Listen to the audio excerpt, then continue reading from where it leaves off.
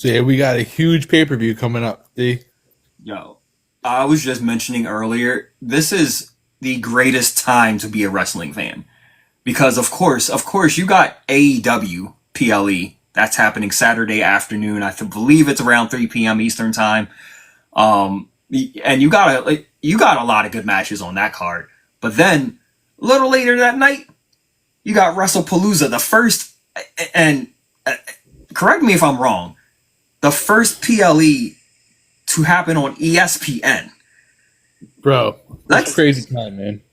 let's stop and think about that. For ESPN, a channel that for years as wrestling fans they mocked us. They openly mocked us. They had Stone Cold. I still remember they had Stone Cold in the Sports Center, and they're like, "Oh yeah, he's a part of ESPN." But then they essentially used it to mock wrestling. And now we're about to see Cena versus Lesnar. Oh, Open is the up. Peacock thing done now? If I go on Peacock right now, is WWE still on there? So here's the interesting thing because I've read a little bit more about what exactly is going to happen. So, long story short, ESPN will have every single PLE going forward, starting with WrestlePalooza that's happening. That's going to be their grand opening event. Um, and then from there, they're going to have every single PLE. However, they will not retain the rights to show that PLE later. Now, Peacock's deal is to still hold on to all of the WWE stuff through the end of this year. So what I'm thinking is going to happen is WrestlePalooza, they're going to show on ESPN. They'll probably be on there for like a day or two. And then what might happen is that might move over to Peacock. And That they would be can cool. watch it I'll be down and there. replay. But wait, there's more. Before you get too excited. Wait, there's more. Peacock's contract ends at the end of this year. And let me get this recorded. So I want to, because we have some good stuff going real quick. Let me get this recording real quick on my Twitch side. But yeah. So yeah, we're touching upon WrestlePalooza for Completely Damaged. We have the situation where ESPN has the rights through for every single PLE for the next 5 years, starting WrestlePalooza that's happening tomorrow. However, ESPN has declined to hold the rights to anything else WWE. They only have PLEs. However, and what it sounds like is it sounds like the PLE, like WrestlePalooza, is going to air on ESPN and then eventually make its way over to Peacock, since Peacock still holds the rights, at least in the United States. Right. However, and this is where it gets a little bit more trickier, Peacock's contract ends at the end of this year still. Meaning that WWE content is essentially up for grabs at that point. Now, the couple of things I've been seeing is I've noticed that WWE started posting more and more of their stuff on YouTube for free, which is great because we don't have to worry about membership. We literally, if we want to watch the NXT stuff, Kevin Owens and Sami Zayn rivalry, we can go to YouTube and just pull it right up and watch it. There you go. Obviously, the deal with AAA, all that stuff's already on YouTube as well. Right.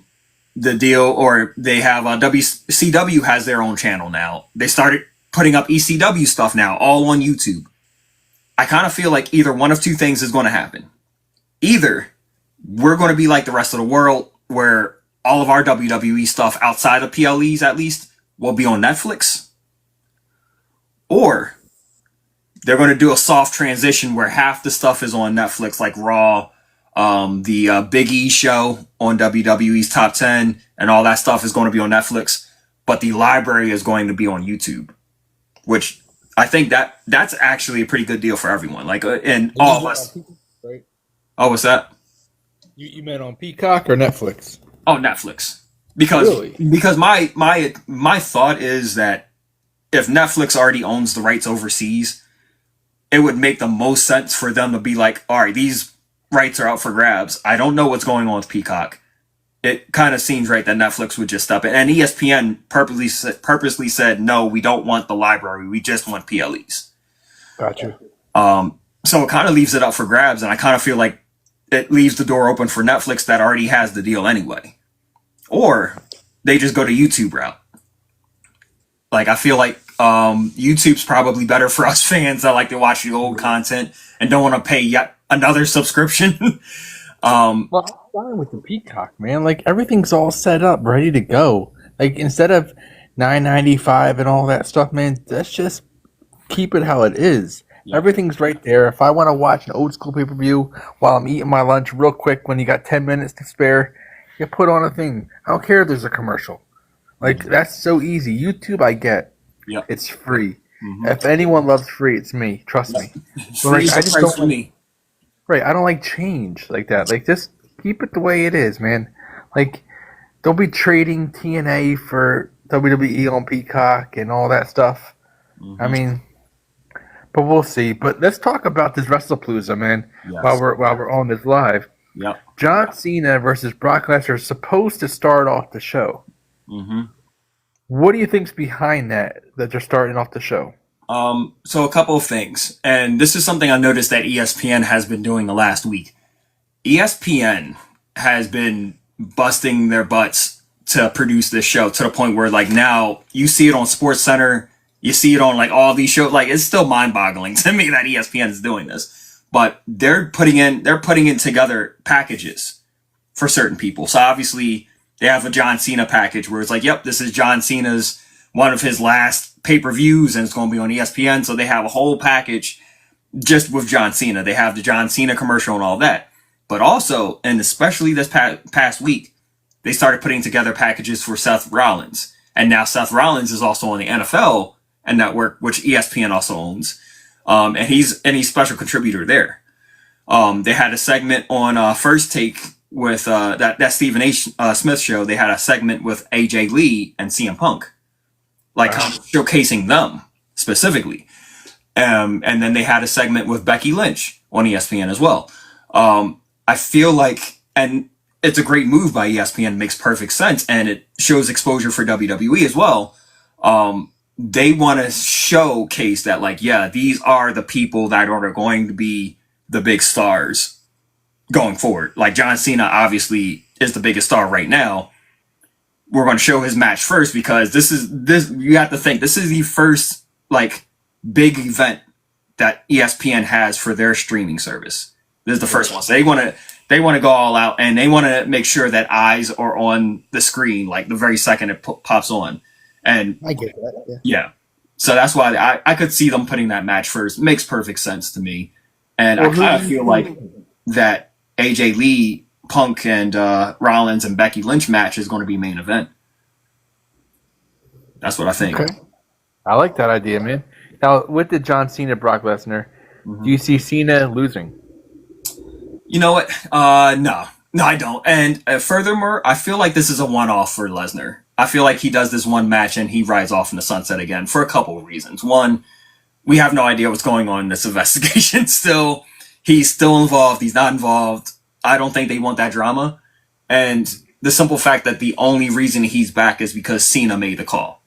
No one else did. This isn't a TKO decision. This isn't a Triple H decision. Cena said he wanted Lesnar one more time. That's the only reason Lesnar's even back. But yeah, with that said, it's everything in my mind is shaping up for Cena to win. He goes out in the sunset, like, as the big hero. Like, I feel like it's setting up for a Cena win. And I can kind of agree with you there. I'm going to say it's setting up for something, but it's not setting up for a Cena win. I think someone's going to interfere. Brock Lesnar will win. It'll be a one-off for Brock Lesnar. Well, that'll set up a new feud for the second opponent that John Cena wants to face. All right. Okay. Let me ask you this then. Who do you think that is or would be? Because I like your theory. And there's one person, as soon as you said that, there's one person that popped in my mind that Cena has not had any involvement with yet. Jey Uso? Not Uso. Not either. Oh, is that? Bronson Reed? No. Okay, give it to me. It's someone that you shouldn't have to think too hard about. Roman? Close. Not Roman, but it's not Roman. A Braun Breaker. You're very close. I'll give you a hint. He also has a match at WrestlePalooza this coming Saturday. He also has had a iffy past with John Cena. I don't know. Seth Rollins. Ooh. Because you have to remember, when John Cena had that sick run with the U.S. title, who took the title off him? You're right. All right. But do you think it's going to go that smoothly that Punk and AJ are going to ride off to the sunset after this? No, I actually think, as far as Punk and AJ is concerned, I think they're not long haul. I mean, they're both up in age, but like, I don't think this is a one-off for them. I think this is a series. This starts a series for them. Right, but I meant, like, do you think that's done with Seth Rollins and Becky Lynch? Like, this is a one-off feud and then done. Or I think they're going to be feuding for another pay-per-view. Oh, no. I think, and I think I've told you this before, I think AJ Lee takes the title off of Becky Lynch. Yeah, you did say that, yeah. I think that's what happens. All right. And I honestly think that's where this is all headed. That would be nice, man. I would like it. But I feel like also it'll be a slow burn, and I could see that being a WrestleMania match. Okay. I would watch that. Yeah. So what other matches do we have going on? Let's see. Oh, yeah. Speaking of Bronson Reed and Braun Breaker, we do have Breaker and Reed versus the Usos. Ooh. Now, is this where Jey Uso goes heel? They planted the seed. That's real interesting. There's one thing I wanted to point out too with that phone call that he made, and Jimmy comes up to him and he's like, "Hey, who is that?" And he's like, "Don't worry about it." Kind of just like shrugged him off, and then was like even kind of mad, like, "Hey, how dare you approach me?"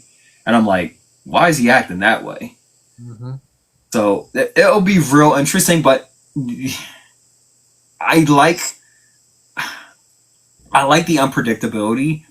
I just don't know where you go with it, because I can't see Jay on his own be a heel. That's yeah, because he's so over. Like it's crazy. Like you have everyone doing the dance with him. Like he's so over. I can't see him being a heel and people hating him. Not yet, anyway. Yeah. But yeah, I definitely see the Usos losing.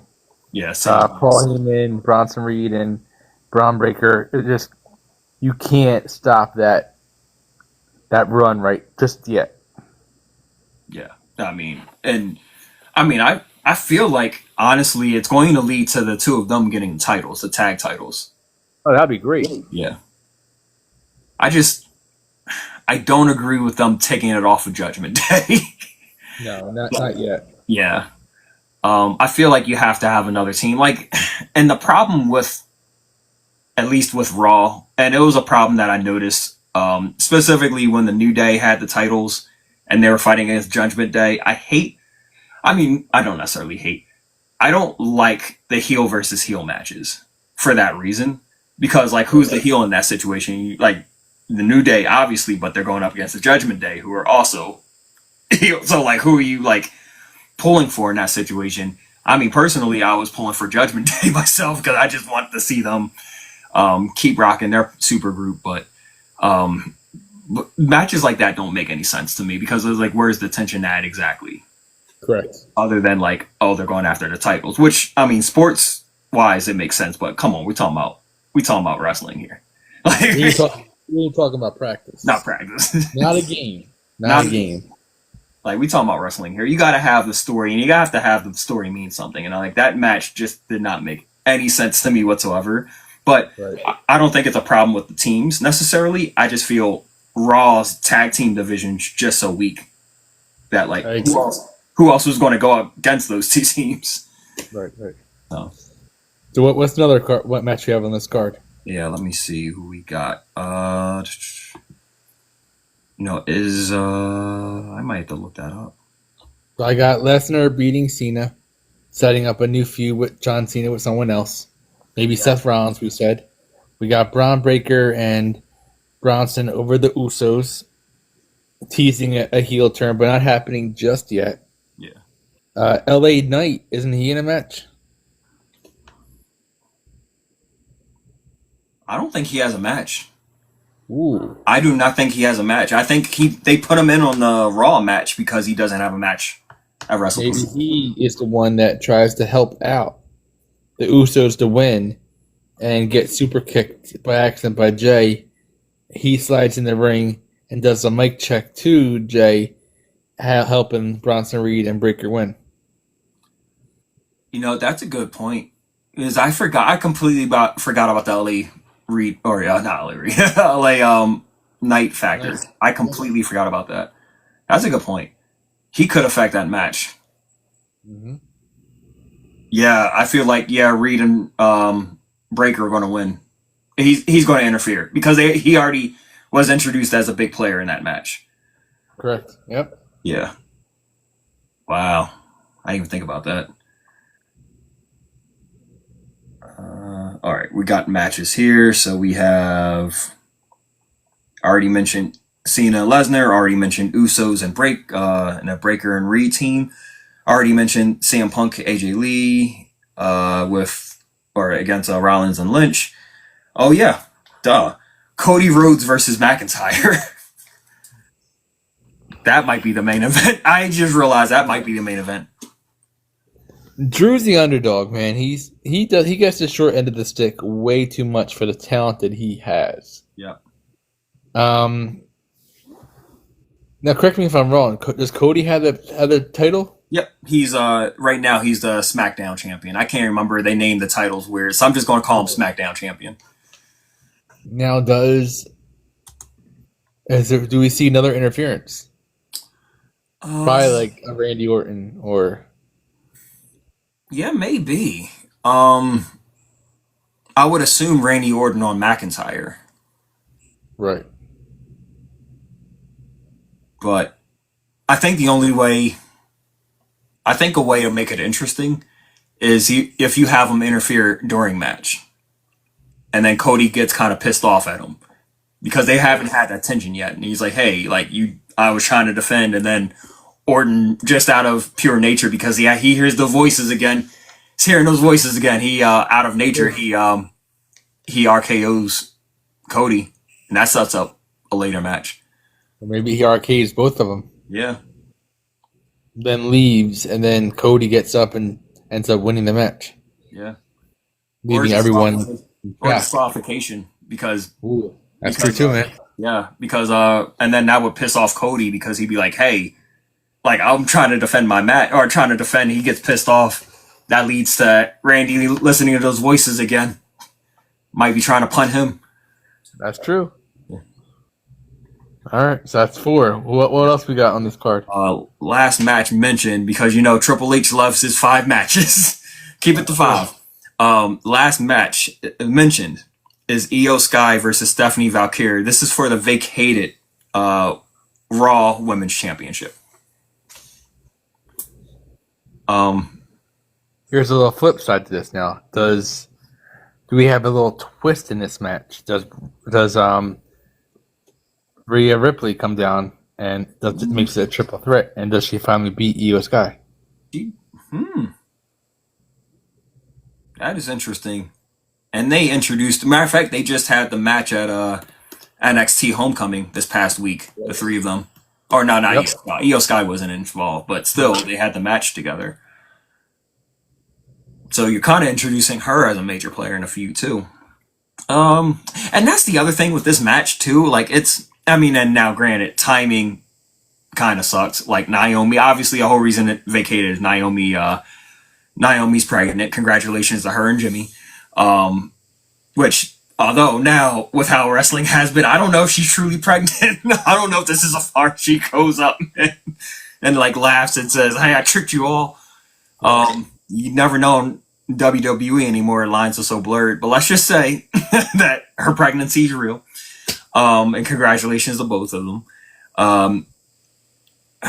This match is weird because there isn't any real tension in it, other than, again, like much like I said with New Day and Judgment Day, there's no tension other than they both want the belt, which can be good, I guess. It works slightly better for faces in my mind because, yeah, you have crowd interest because you want to see either or win. And then there's always a potential of a heel turn, possibly too. With that said, we're seeing Asuka with Io Sky a lot, and it seems like they're being contentious with each other or whatever, but it's still an ongoing, like Triple H, another thing he likes to do, he likes to drag these storylines. I kind of wonder if we see a slight return of Damage Control with Io joining back with Asuka and Kairi Sane, and she ends up winning. Right, but we're not going to see Bayley because Bayley's been on a hug streak. Well, I want to talk about her character real quick, because this past Raw, we heard her, much like Randy Orton, she's hearing the voices too. Right. She's talking to herself, where you saw, the hugger came out a little bit, but then also you saw Damage Control Bayley and Role Model Bayley, like kind of like fighting for power and kind of being like, well, wait, what are you doing? Why are you hugging that person? You're like, she's evil, but you hear like Hug Life Bayley, like, oh, but I still love everyone. Like, it was a great sport. Like, so I like that dynamic. Like, that could really turn into something big. She could interfere in this match. But there's so much that can happen. There's so many things that Triple H can take this. Yep. But I do like the potential. Like, personally, I do like the potential Damage Control with Asuka and Kairi helping Io win, and us as the fans not seeing it happen because we're seeing Asuka and Io at odds, so we wouldn't expect it to happen, which is exactly Triple H's MO. I will tell on Saturday. Yeah, you just turned that match interesting. All right, I'm involved in the match again. I'm gonna go Io. I'm going Io in that match. Are you okay? Yeah. I mean, I gotta go Io too. I don't think she's ready to, Mm-hmm. I get it. But yeah, those are our 5 neat matches. ESPN. This is going to be an interesting one because it's on ESPN. The rumor is they're going to try to make this feel like a WrestleMania type level event. So we'll see what that happens. We'll see exactly what that means. Obviously, another bit of news, WrestleMania in 2027. Saudis have it. They took it from us. What do you think about that? No comment, L. Yeah. I mean, keep one thing here, WrestleMania. Like, the fact now that, like, no one's going to want to travel there to see WrestleMania. Let's just be honest. No offense to that, but, like, and I get their thinking, but they bring enough pay-per-views over there. Let's keep one here. WrestleMania. Bring them to Philly. I don't care. Anywhere. So, Nashville. I was honestly, when they had the rumor that WrestleMania at some point would be in London, I was actually on board with that. I mean, yeah, I know the time zone would suck for us. It is what it is, unfortunately, but their crowd would be so live for WrestleMania. That's very true. So I wouldn't have minded if they got the WrestleMania. If it had to be overseas, give it to London. Their fans are bonkers. I love it. Right. I was also fine with it just being a Las Vegas residency, whatever you call it, where each WrestleMania just from now on for the next few years is going to be in Las Vegas. Because we had it this past year, we have it next year in Las Vegas. I mean, it could work out. I mean, we can even make a Vegas trip out of it, enjoy the town and then enjoy some great wrestling. I mean, that would have been great. I would have been on board with that. Saudis, and you hit the nail on the head. This show is not for us WWE fans. This show's for the Saudis. And not even for the Saudis. It's for the Saudi prince. It's for him. He's all over the place. Yeah. He's booking. So, but he has the money to. I saw that they're going to have a few hip hop artists have a concert down there. There's a whole comedy festival that's going to take place, and it's not like it's not like no names. I'm talking about Dave Chappelle, Bill Burr, Kevin Hart. What are the other names? Like, we got some big name comedians like that are going to be a part of the show. That it's ridiculous. But we know that show is not even going to be for an American audience. It's going to be for the Saudis. So that's my problem with it, is that it's not even going to be like a WrestleMania. It's not even going to feel like a WrestleMania. It's going to feel like Greatest Royal Rumble, Crown Jewel. It's going to feel like those events. It's not going to feel like a WrestleMania. Which could potentially be a good thing if this WrestlePalooza is supposed to take place of WrestleMania. I'll accept that maybe. But yeah, I'm not too happy about it. This might be the first time WrestleMania I might not even watch, if I'm being honest. I'll check out the clips on Instagram and YouTube, but I might not even bother. It depends on the card. Yeah. And how big they go with this. Yeah. Being there, you know what I mean? Yeah, and the worst part is I feel real bad for at the press conference. You saw Triple H was up there. He didn't even want to break the news. He was like, "Why does it gotta be me? Why I don't have to put my face on everything?" You saw him standing there. You saw Logan Paul and Bianca Belair. They looked miserable. You saw Stephanie Valkyrie was there. She looked like, "Why am I doing this?" The other wrestlers there, not a single one of them wanted to be there. I don't blame them.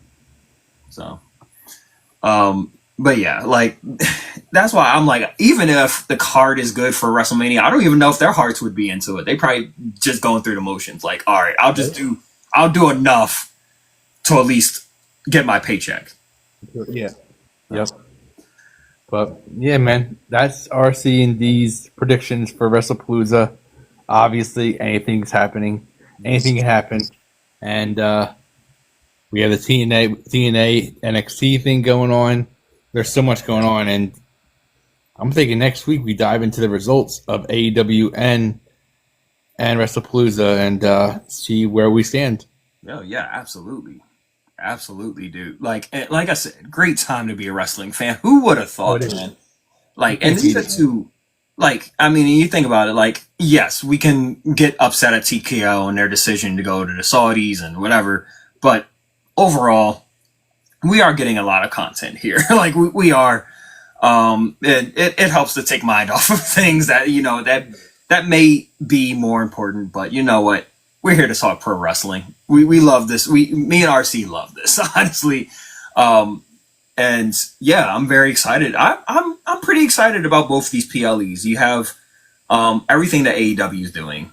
And I do want to talk a little bit about their card. Specifically, Hangman Page versus Kyle Fletcher for AEW Championship. That might be good, man. Yeah, I'm very excited for that. I feel that Hangman is going to win overall, but that's going to be a ridiculous match. I feel like, and now I can say this because we have AEW and WWE happening the same night. Essentially, I feel like that's overall match of the night. That's overall. Oh yeah, that's going to be match of the night. With that said, we also have return we've been talking about quite some time. Edge and Christian in 2025 are going to be tagging together in a match against one of the best tag teams in the world right now with Big Stoke, and that is the boys FTR. I mean, you just said it right there. Edge and Christian back together again.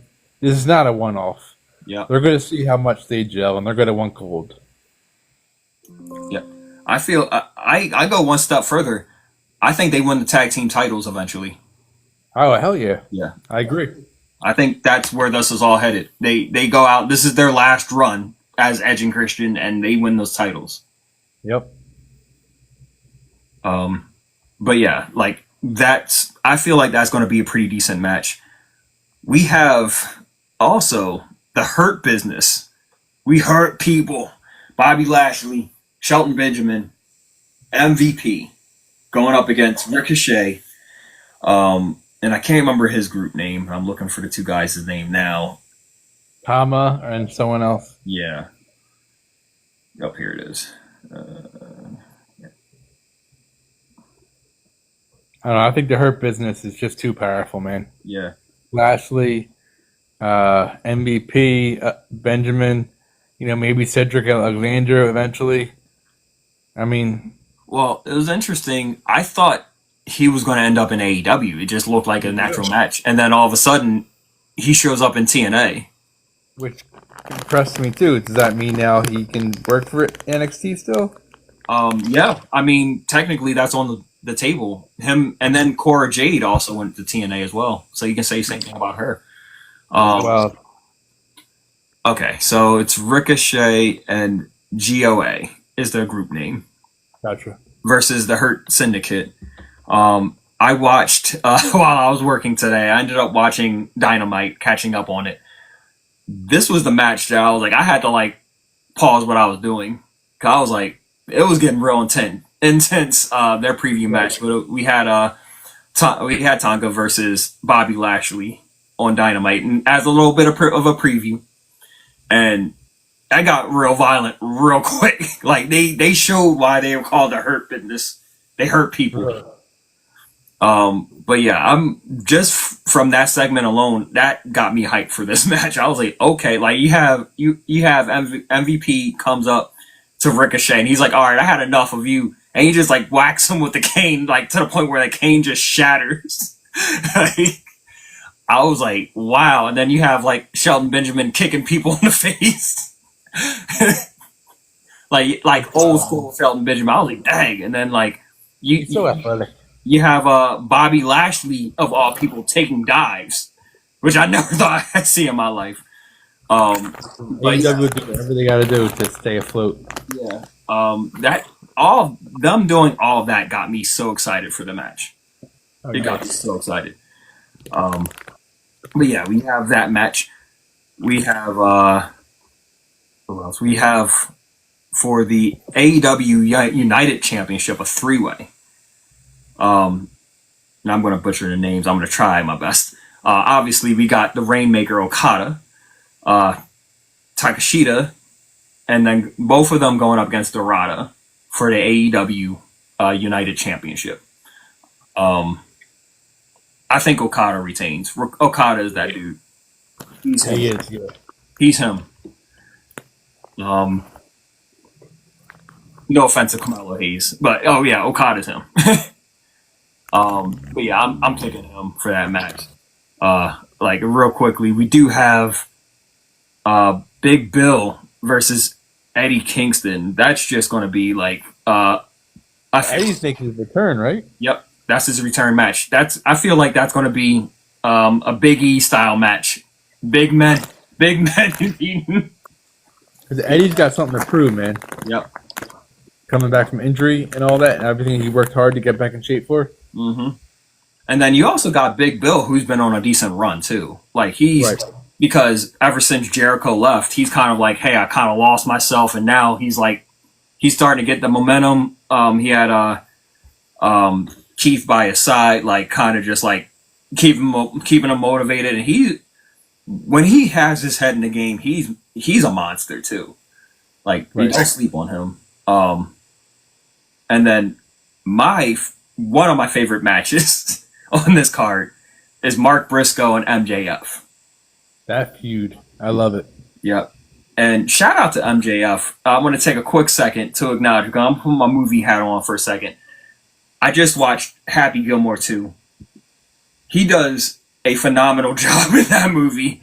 Obviously, like, he plays a person who's like, a knucklehead, like much like Happy Gilmore. If the audience is familiar, Happy Gilmore, much like Happy Gilmore, he's very much a hothead, very much like, oh, I'm ready to fight this, that, and the third. MJF does a great job. He made me believe that he's Adam Sandler's son watching that movie. But yeah, like that I feel is going to be a great match. I'm giving it to MJF. I feel like he's in store for a monster year. Yeah, he has to be, man. Look, like, he picked AEW over WWE. Yep. And then won the belt. Then he got lost in the shuffle. Mm-hmm. They got to bring him back, and they got to bring that heel MJF back that we all loved. Yep. He's getting close. He did win. He did win the CML championship a few weeks ago. He's getting close to that like MJF level, but like I want to see him cash in that contract on Hangman eventually and win the title. I think he will. And I feel like he's in store for a monster year. But yeah, we have MJF and Mark Briscoe. We have talk on the women for a bit here. The AEW Women's World Championship 4-way. Toni Storm, Chris Statlander, and I put her name too is Thekla, I think. She's the only one out of this group I'm not too familiar with, unfortunately. Toni Storm, you all know how I feel about her. I love her character. Everything she says, it's hilarious. I love this gimmick of her doing old Hollywood. That speaks to my heart in so many levels. With that said, I see her retaining. I don't see her out anytime soon. I feel like she's on. I feel like she's on a Roman type run where she's going to hold that belt for quite a bit of time. Well, I hope so. Yeah. And then we're going to go to the other women's match on the card. The TBS Championship, Mercedes Moné versus Riho. Riho had, I remember where she had the start on AEW, pretty fiery start. I think she is the first women championship in that company. So this is a belt that she hasn't won yet. And then speaking of people who collect belts all the time, Mercedes Moné, she's banking her shot. She has all these championships now. Like, I honestly feel like she's running out of body parts to put all the championship belts on. You think she's been successful since AEW? Since WWE, I mean? Oh, yeah, absolutely. Yeah, I agree. The way she left WWE, it's a little but you know what? She's making the most of it. She's doing a great job in AEW. She's doing an amazing job in New Japan and in Stardom. Like, you know what? I feel like she's one of those that, like, much like MJF, much like a few others, they don't need WWE. It's honestly like she could be a big star. She's a big star now. She's in movies herself too, much like MJF. So yeah, like with that said, I don't see her losing the belt. I see her retaining. Right. And then I feel like that we talked about each one. Yeah, that was the last match to mention. That was not the last match. We do have a 4-way for the tag team championship. And that's Brodito, the team of Brody Lee and Bandito. We have Jet Speed. We have Hechiro and Josh Alexander. And then, of course, we have Matt and Nick, those guys. The Young Bucks. Watching Dynamite this past few hours ago, I think this is all shaping up for the Young Bucks to win. I feel like they go to win the titles. I did appreciate the fact that before all of this, they were getting pretty much disrespected by everyone in the locker room. They had, when they walked out with the signs like looked like a fifth grader did it for their promo. But with that said, yeah, I feel like it's all shaping up to them winning. That's right, man. There's so much to talk about professional wrestling wise, like you said. Mm-hmm. 2 big pay-per-views this weekend. And I'm just excited for our next show to be able to talk about this. Yep. And go dive in hardcore. Yep, absolutely. Great time to be a wrestling fan. It is. Well, D, it's always a pleasure, man. Dude, And always staying classy, man. Doing damage, doing Dorian plays, and your pixel thing, man. You're always just thinking of something new to stay fresh, man. I admire that. No, dude. Honestly, like you lit the spark. I mentioned this earlier in the earlier show. You lit the spark. It was always there. You lit it, though, and that started this chain reaction. And I'm real excited to see what this happens next. I mean, the future of for those who don't know, pixelated multiverse. Listen to my previous Dorian and podcast to find out more about that. Brand new YouTube channel. Something a little bit for everyone. We're going to talk wrestling there, but also we talk about other things as well. Gaming, sports, movies, TV shows. We got Dorian Plays, like RC mentioned. We have another show on there called Final Three, where we'll talk about movies and TV shows. We might It's your one-stop shop. We might branch out on that show. It might be just more than movies and TV shows. We might talk about wrestling. You never know. On that, the endless possibilities, and of course, obviously, you got to bring it back to completely damaged. I mentioned the RC a little earlier tonight, turning this into a video that we'll be able to watch later, more like a video podcast, and hopefully, we're able to do more of these a little bit easier to come. It'll be a little earlier, we promise, guys. So then RC's not falling asleep. Yeah, don't worry about it. Don't worry about it. But yeah, I promise, guys, we're bringing the content to you. We're bringing you some good stuff. And especially, like you got the rising costs, like we mentioned, with all these streaming services.